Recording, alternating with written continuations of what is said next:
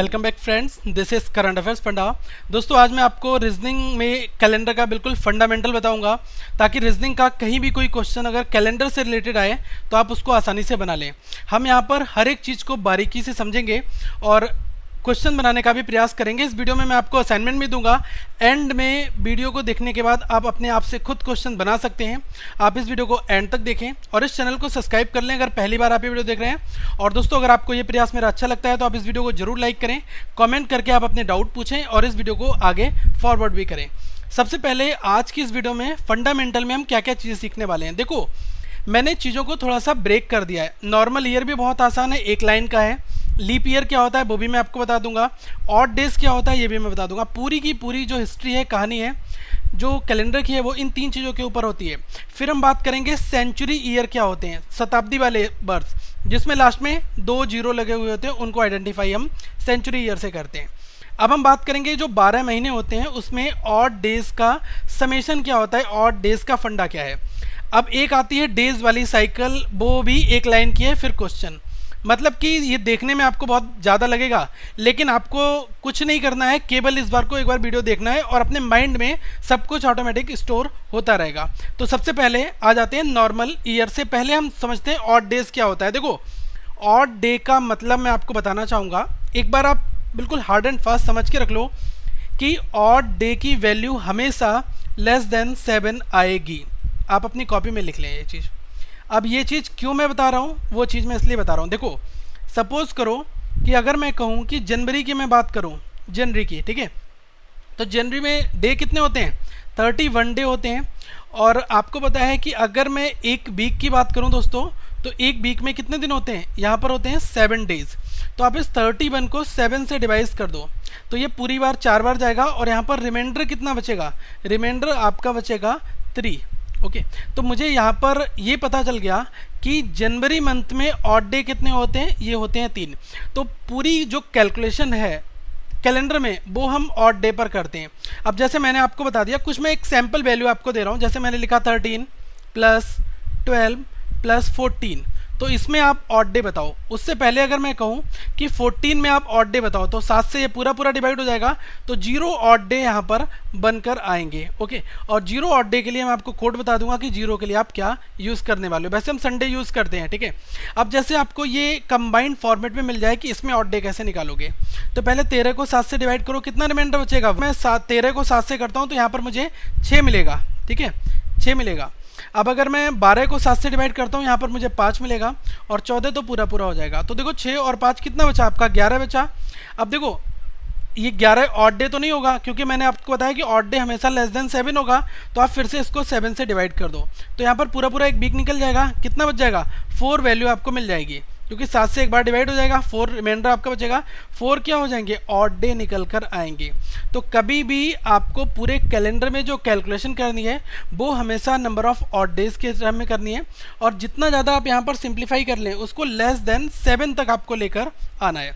अब आ जाओ कि ये क्या बातें हैं जो कि हम इनको प्रैक्टिकली तौर पर करने वाले हैं।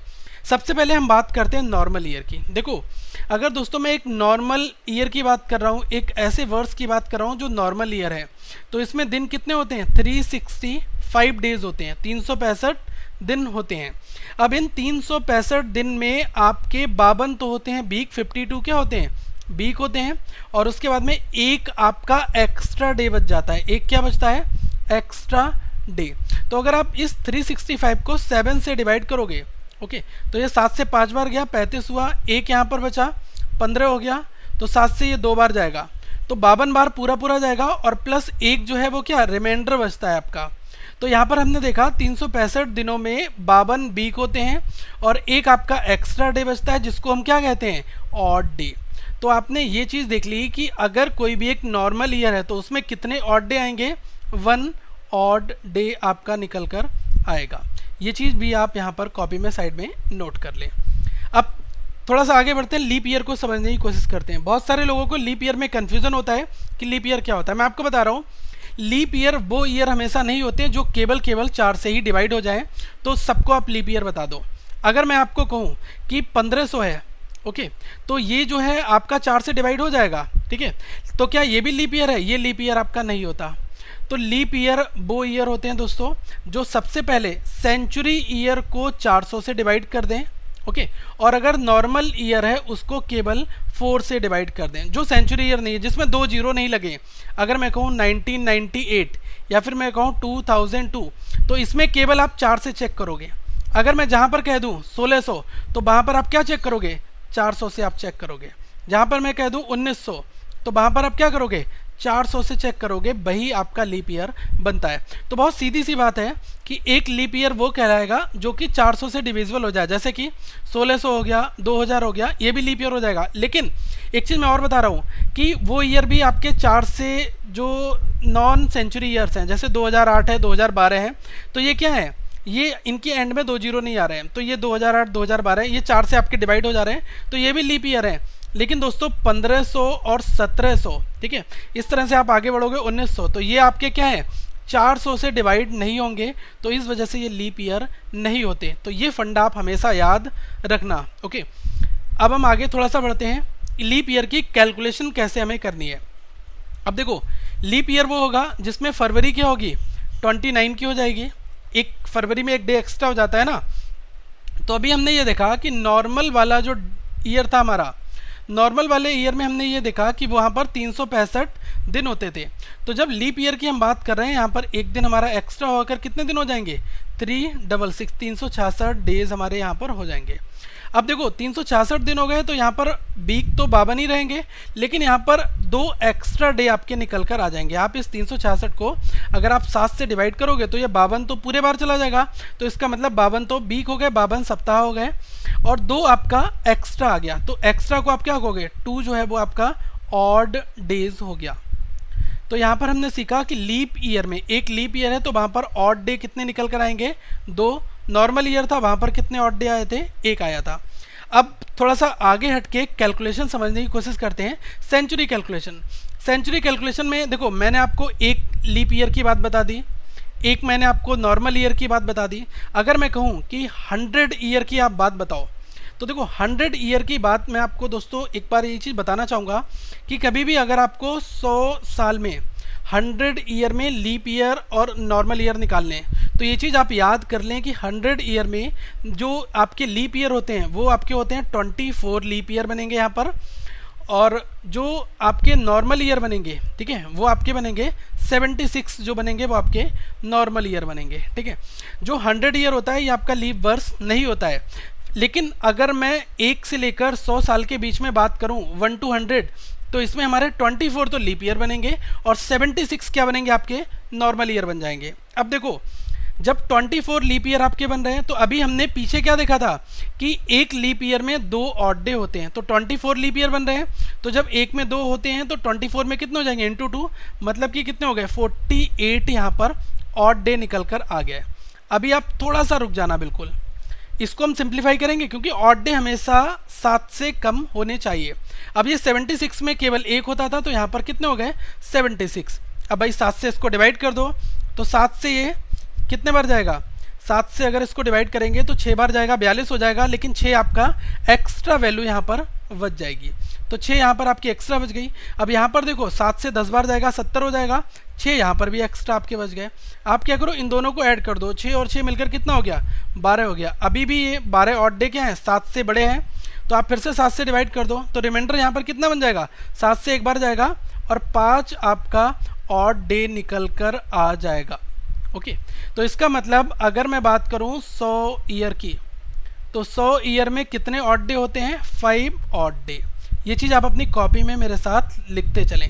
अब यहीं पर हम बात कर लेते हैं 200 की, कि अगर मैं कहूं 200 ईयर में, तो अभी हमने ये देखा कि 100 ईयर में कितने ऑड डे निकल कर आए, 5 निकल कर आए। तो 200 में कितने कर दोगे, 2 × 5 कर दोगे, तो कितनी वैल्यू आ गई, 10 ऑड डे की। लेकिन ऑड डे तो हमेशा 7 से कम होते हैं, तो यहाँ पर 7 से जब इसको आप डिवाइड करोगे, रिमाइंडर कितना आएगा, 3 ऑड डे। ओके, तो 200 साल में 3 ऑड डे बनेंगे। 300 ईयर की अगर मैं बात करूं, हम केवल 400 तक करेंगे, बहुत ज़्यादा आगे नहीं जाएंगे, उससे ही सारे क्वेश्चन बनने स्टार्ट हो जाएंगे। अगर मैं 300 ईयर की बात करता हूं, तो 3 × 5 करना होगा मुझे, तो इससे कितने 15 ऑड डे बन गए। अब इसको सिंप्लीफाई कर लो क्योंकि 7 से कम हमेशा वैल्यू होती है ऑड डे की। तो ये क्या है, केवल आपका एक यहाँ पर ऑड डे निकल कर आ जाएगा, क्योंकि ये क्या है पूरा पूरा 2 बार चला जाएगा, एक रिमाइंडर बचेगा, तो एक ऑड डे आपका 300 ईयर में हो जाएगा, 300 सेंचुरी ईयर में एक ऑड डे। अब अगर मैं बात करूं 400 ईयर की, दोस्तों यहीं पर थोड़ा सा ट्रिक आ जाती है, ध्यान देना बहुत ज़रूरी है। अब मैं यहाँ पर 4 की 5 से मल्टीप्लाई करूँगा, लेकिन 400 साल जो है वो 400 से डिवाइड हो जाएगा। तो ये क्या है, लीप ईयर है, जब लीप ईयर होगा तो इसमें एक दिन तो एक्स्ट्रा हो जाएगा ना, तो एक दिन हम इसमें एक्स्ट्रा ऐड कर देंगे। 4 इंटू 5 कितना हो गया, 20 प्लस 1 कितना हो गया, 21 आपके ऑड डे बन गए।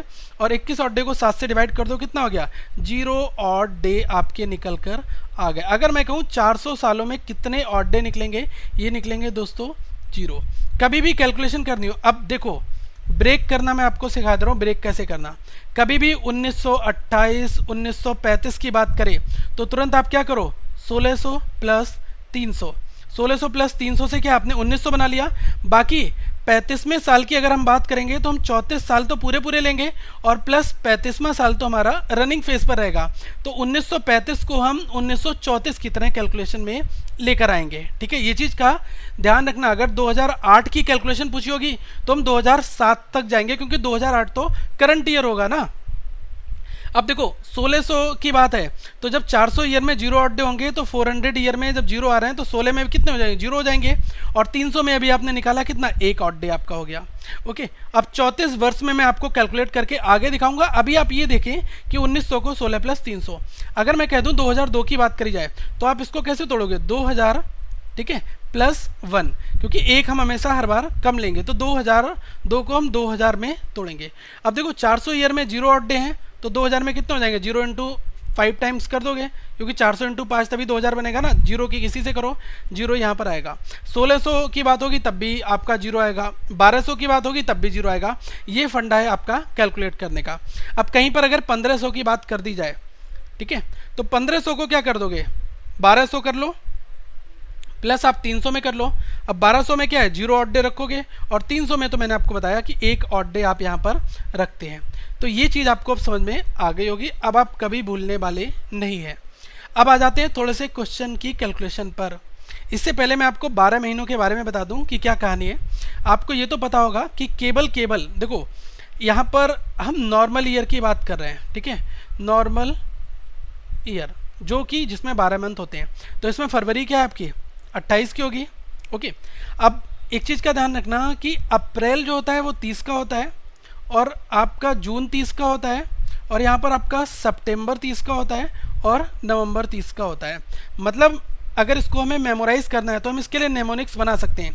मतलब अप्रैल ने जून से कहा कि वो सितंबर और नवंबर को समझा दे, ठीक है। तो देखो अप्रैल ने जून से कहा कि वो सितंबर और नवंबर को समझा दे, तो ये सारे 30-30 के हो गए। फरवरी 28 की, बाकी सब क्या है 31, 31, 31, 31, 31, 31 और 31। जो लोग अपनी फिंगर्स को रख के अपने उंगलियों से चेक कर लेते हैं वो भी वेल एंड गुड है, जिसको आता है सही है, जिसको नहीं आता वो ये वाला देख लें। अब देखो अगर 31 दिन है तो 31 दिन तो हम नहीं ट्रीट करेंगे, हम इसको 7 से डिवाइड कर देंगे, तो 4 बार पूरा पूरा चलेगा। 3 यहाँ पर ऑड डे निकल कर आएंगे, इसमें फरवरी में 0 आ जाएंगे, पूरी पूरी बार जा रहा है। मार्च में भी 3 आ जाएंगे, क्योंकि 7 से डिवाइड करोगे 28 तक जाएगा, 3 बच जाएगा। इसमें 2 आएगा, इसमें 3 आएगा, इसमें 2 आएगा, इसमें 3, इसमें 3 और इसमें 2, क्योंकि 30 जो है वो 7 से डिवाइड करोगे 4 बार जाएगा, 2 रिमाइंडर आपका बच जाएगा। इसमें 3 रिमाइंडर बचेगा, इसमें 2 और इसमें 3। ये वाली टेबल आपको एक छोटे से पेपर पे एग्जाम में बना लेनी, नहीं तो रट लेनी है कैसे भी करके। बस पूरे कैलकुलेशन में केवल इसी टेबल का यूज़ होगा, इसके अलावा और कोई चीज़ का यूज़ नहीं होगा। तो मैंने देखो ये टेबल आपके लिए बनाकर यहाँ पर दिखा दी कि जनवरी में 31 दिन होते हैं, जिसमें 3 ऑड डे, 28 फरवरी में 0 ऑड डे। तो ये टेबल का हम हर जगह यूज़ करेंगे। ओके, अब आ जाते हैं डेज की साइकिल पर। देखो डेज की साइकिल में क्या है कि दिन कब से स्टार्ट होगा। आप कहोगे कि अगर हमारा रिमाइंडर 1 2 3 4 5 6 तक ही तो आएगा, 7 तो कभी नहीं आएगा ना, क्योंकि 7 का मतलब 0 हो जाएगा वहाँ पर, ठीक है। अब यही चीज़ मैं आपको बताना चाह रहा हूँ कि हर बार कभी भी डेज साइकिल की बात हो तो जिस दिन आपका स्कूल डेज में स्कूल स्टार्ट हुआ था उसी दिन आपका पहला डे होता है। हम लोग स्कूल कब से स्टार्ट करते हैं, मंडे से स्टार्ट करते हैं। तो एक वैल्यू आएगी तो मंडे होगा, जब 2 वैल्यू आएगी तो क्या होगा, ट्यूसडे होगा, और जब वैल्यू आपकी 3 आएगी, ओके, तो क्या होगा आपका वेंसडे होगा। और जब वैल्यू 4 यहाँ पर आएगी, ठीक है, यहाँ पर मैं 4 अंदर लिखूँगा, 4 जब वैल्यू आएगी तो हम क्या लिखेंगे, थर्सडे। और जब वैल्यू आपकी 5 आएगी तब हम क्या लिखेंगे, फ्राइडे। और जब वैल्यू आपकी 6 आएगी तो हम क्या लिखेंगे, सैटरडे। अब आप कहोगे सर जब वैल्यू 7 आएगी, 7 तो आएगी नहीं, 7/7 जीरो हो जाएगा, तो ये क्या हो गया, जीरो। तो वैल्यू 6 के बाद जीरो आएगी, तो जीरो को क्या रखोगे आप, संडे। अगर आपका रिमाइंडर जीरो आता है तो आप वहाँ पर संडे रखोगे। रिमाइंडर अगर आपका 2 आया तो ट्यूसडे। जैसे सपोज करो फाइनल रिजल्ट आपका 17 आ गया, तो 17 तो ऑड डे होंगे नहीं, 7 से हम इसको डिवाइड करेंगे। और जैसे ही हम इसको 7 से डिवाइड करेंगे तो ये देखो 2 बार तो पूरा पूरा चलेगा, 3 हमारा रिमाइंडर बचेगा। तो 3 क्या है, ऑड डे बचे। और जो 3 ऑड डे बचेंगे तो उस दिन क्या है, वेडनेसडे। तो इस तरीके से हम कैलकुलेशन करने वाले हैं। अब डायरेक्ट क्वेश्चन की केवल हम यहाँ पर बात करेंगे। सबसे पहला क्वेश्चन आपके लिए ये है कि आपको दिन बताना है 28 मई 2006 को कौन सा दिन था। ओके, स्टेप बाय स्टेप है, पहले क्वेश्चन को बहुत ध्यान से देखना, दूसरा तीसरा चौथा पांचवा सारे खुद से बना लोगे।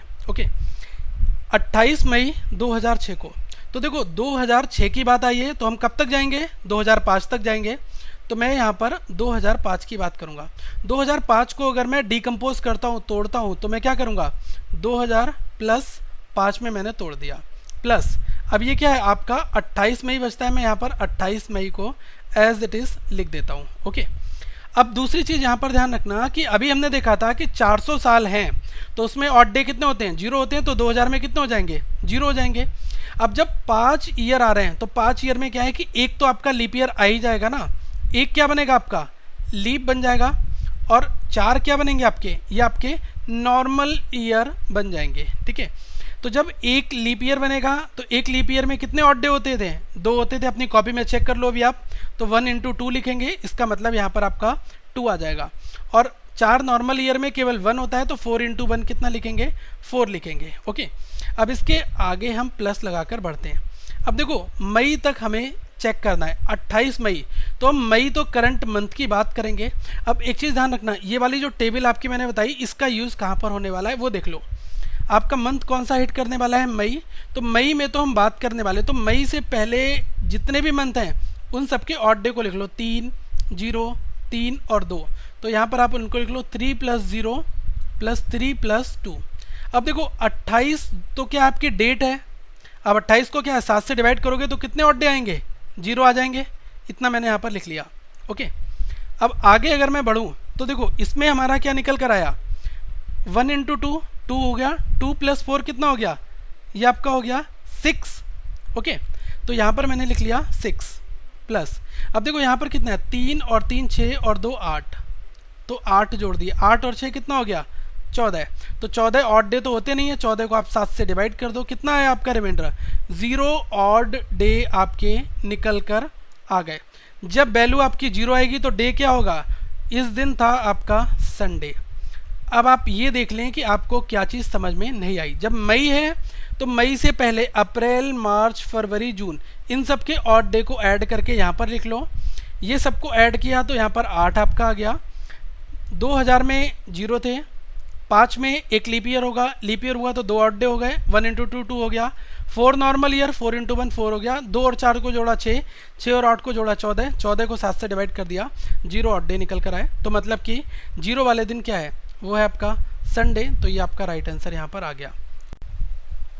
सेकेंड क्वेश्चन को हम करते हैं। इसमें कहा गया है कि 17 जून 1998 को आपको डे निकालना है कि कौन सा दिन इस दिन था। ठीक है, अब देखो 17 जून 1998 की बात की गई, तो 1998 को आप क्या कर लो, 1600 + 300, इससे कितना हो जाएगा, ये आपका 1900 हो जाएगा, 1900 कवर हो जाएगा।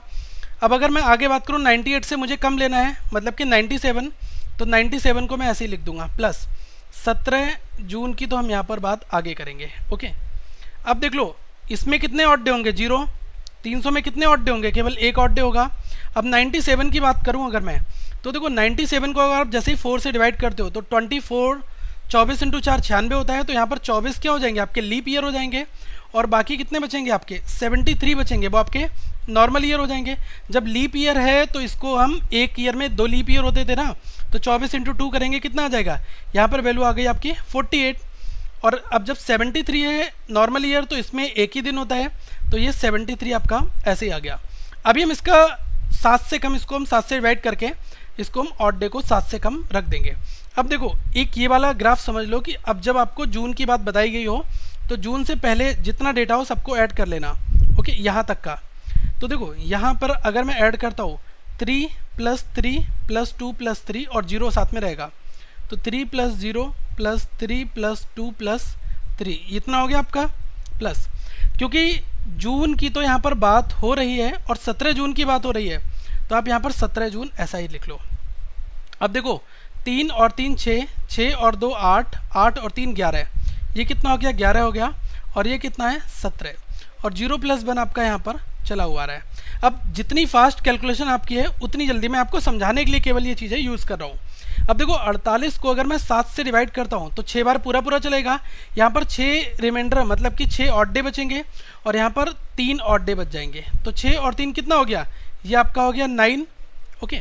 अब देखो 11 की अगर मैं बात करूँ तो 7 से इसको डिवाइड कर दोगे तो कितना बच जाएगा, यहाँ पर 4 बच जाएगा, और 7 से अगर मैं इसको करता हूँ तो 7 से 2 बार 14 जाएगा, यहाँ पर हमारा 3 बच जाएगा।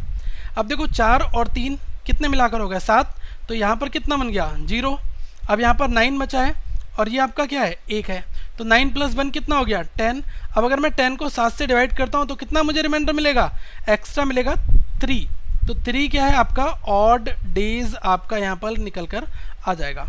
अब 3 का मतलब क्या है, 3 का मतलब होता है आपका वेंसडे, ओके। तो अगर मैं बात करूँ 17 जून 1998, तो इस दिन क्या था वेंसडे। दोस्तों ये मत सोचना कि यहाँ पर मैंने 17 लिख दिया, आप डायरेक्टली इसको 3 लिख सकते हो, 17 मत लिखो, आप डायरेक्टली इसको 3 लिखो। जहाँ पर आपकी वैल्यू 7 से ऊपर हो जाए तो वहीं पर आप उसको काट के 7 से डिवाइड करके जो रिमाइंडर है वो लिख दो।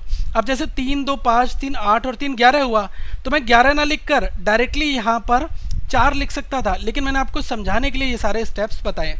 अब एक क्वेश्चन और बताऊंगा, बाकी क्वेश्चन आपको असाइनमेंट में मैं दे दूंगा। अब इसमें क्वेश्चन पूछ रहा है कि 15 अगस्त 1947 को आप बताओ कौन सा दिन था। अब अगर मैं कैलकुलेट करूं तो 1947 की बात है, तो ये मुझे पता है कि मैं 1600 + 300, इससे मैं 19 तक पहुंच जाऊंगा। और 47 की बात नहीं करूंगा, मैं किसकी बात करूंगा, एक कम की 46 की बात करूंगा, क्योंकि 47 में ईयर में ही मुझसे पूछा है, 47 कंप्लीट ईयर नहीं हुआ है अभी, इसलिए प्लस 15 अगस्त आपका ये वाला डेटा एज इट इज़ रहेगा, ओके। अब आगे देखो 1600 में कितने ऑड डे होते हैं 0, इसमें कितने ऑड डे होते हैं 1, प्लस अगर मैं 46 की बात करूं तो 4 से अगर आप इसको काटते हो तो 11 बार पूरा पूरा चला जाएगा, इसका मतलब 11 क्या हो गए लीप ईयर आपके हो गए, और बाकी बचे 35 जो हैं वो क्या हो गए नॉर्मल ईयर हो गए। तो जब 11 लीप ईयर हैं तो एक लीप ईयर में 2 ऑड डे होते हैं, तो 11 में कितने हो जाएंगे 22, लेकिन मैं 22 नहीं लिखूंगा, मैं इसको 1 लिख दूंगा। जैसा मैंने अभी आपको बताया 7 से डिवाइड करोगे 3 बार पूरा पूरा चलाएगा, 21 वैल्यू कट जाएगी 1 बचेगा। अब जब 35 है तो ये 7 से पूरी चला गया, तो इसको 0 लिख दो प्लस। अब देखो अगस्त की बात यहाँ पर की जा रही है, इसका मतलब अगस्त तो आपका रनिंग मोड पर है, इससे पहले वाली सारी वैल्यू को आपको ऐड करना होगा। 3 और 3 6, 6 2 8, 3 11, 11 और 2 13, 13 और 3 16, ओके।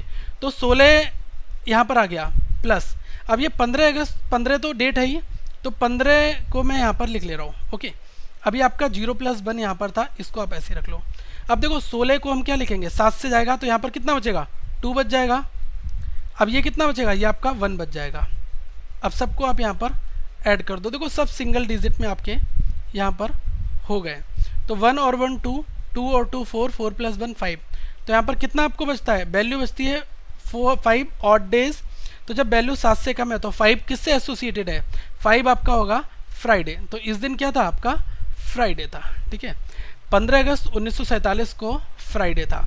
अब मैं आपको कुछ और क्वेश्चन दे रहा हूँ। 4 दिसंबर 2003 ये हमारा क्वेश्चन नंबर है 4। ये आपको दोस्तों कमेंट बॉक्स में रिप्लाई करना है कि क्वेश्चन नंबर 4 का आंसर ये आया हमारा। अब दोस्तों एक चीज़ छोटा सा फंडा ये समझ लें कि जब जनवरी की बात की जाएगी तो क्या वहाँ पर जो मैंने अभी आपको ये 12 महीनों वाले ऑड डेज बताए, क्या वो उनका रोल क्या यहाँ पर होगा, बिल्कुल नहीं होगा, क्योंकि जनवरी तो करंट फेज पे चल रही है, तब वहाँ पर आपको कुछ नहीं करना होगा, ओके। वैसे आप ये दोस्तों क्वेश्चन खुद से सॉल्व करें और इनका कमेंट बॉक्स में रिप्लाई करें कि 4 और 5 का आपका ये आंसर आया है। 5 वाले को मैं एक बार बता देता हूँ कि 26 जनवरी 1950 की अगर बात की जाए तो इस दिन क्या था। अब देखो इसको तो हम क्या है 1900 प्लस 300 में ब्रेक कर लेंगे, ओके, प्लस ये 50 निकल कर आया तो 50 को क्या लिखोगे 49, 49 कंप्लीट ईयर और 50 में तो कंटिन्यू रहेगा, और प्लस 26 जनवरी हम एज इट इज़ रखेंगे। अब देखो इसमें क्या है 0 और इसमें 1, इतने ऑड डे हो गए। 49 की अगर मैं बात करूं तो अगर आप 4 से इसको डिवाइड करते हो, ठीक है, तो देखो 12 बार पूरा पूरा जाएगा, इसका मतलब 12 तो हो गया लीप ईयर और 37 जो हो गए नॉर्मल ईयर। जब 12 लीप ईयर हो गए तो 12 इंटू 2 एक लीप ईयर में 2 ऑड डे होते हैं, तो कितने हो गए 24 ऑड डे यहाँ पर, और 37 इंटू 1 37 ऐसा ही रहा प्लस। अब अगर आप कहोगे सर मंथ वाला यहाँ पर क्या करना होगा, देखो जनवरी करंट चल रहा है तो हम क्या है जब फरवरी में पूछा आता था तो हम फरवरी से पहले तक का लेते थे, जनवरी का काउंट करते थे। अगर मैं कहूँ मार्च का पूछा आता था तो मार्च से पहले फरवरी और जनवरी इन दोनों के हम ऑड डे को ऐड करवाते थे। तो यहाँ पर जनवरी का पूछ रहा है, इसका मतलब आप ऑड डे कुछ भी नहीं लिखोगे, यहाँ पर 0 रख दोगे मंथ वाले सेक्शन में। अब ये 26 है तो आप यहाँ पर 26 एज इट इज़ रख दो। अब देखो ये 24 है तो 7 से अगर मैं इसको काटता हूँ तो 3 बार जाएगा, तो यहाँ पर क्या बचेगा 3 बच गया, और ये 35 5 बार जाएगा तो फिर यहाँ पर 2 बच गया। अब यहाँ पर क्या आपका बच गया 7 से अगर मैं इसको काटता हूँ तो 5 बार 3 बार जाएगा, फिर आपका यहाँ पर 5 बच जाएगा। अब देखो 3 और 2 5, और 5 और 5 कितने होते हैं, ये हो जाते हैं आपके 10, और प्लस आपका एक ये चल रहा है तो ये कितना हो गया 11। अब 11 वाली वैल्यू को 7 से डिवाइड करोगे तो रिमाइंडर कितना आएगा 4। तो जब आपका 4 रिमाइंडर आया है, ओके, तो 4 के अकॉर्डिंग आपका जो साइकिल में मैंने आपको ये चीज़ बताई है कि 4 पर क्या आता है आपका थर्सडे आएगा, तो इस दिन क्या था थर्सडे। तो इस तरह से हम क्वेश्चन सॉल्व करेंगे। आप कमेंट बॉक्स में अपने क्वेश्चन का रिप्लाई जरूर कर दें अगर आपका ये आंसर आ गया है। दोस्तों अगली वीडियो में मैं आपसे कुछ अदर क्वेश्चंस करूंगा, बहुत ही इंपॉर्टेंट होंगे जो आपके एग्जाम में आए हुए हैं, क्योंकि वो बहुत छोटे क्वेश्चन 1 लाइन के होते हैं, उनका टाइप अलग होता है, उनको हम आगे डिस्कस करेंगे। आप जब तक इस वीडियो में कमेंट और लाइक नहीं करेंगे मैं ये समझूंगा कि आपको वीडियो समझ में नहीं आया या फिर कोई प्रॉब्लम आई है। तो अगली वीडियो में हम उन डाउट्स को जरूर कंसिडर करेंगे। आप अभी कमेंट करके अपने क्वेश्चंस पूछें और इस वीडियो को लाइक जरूर करें। अगली वीडियो में दोस्तों आपसे मिलेंगे। So thank for watching this video, have a good day.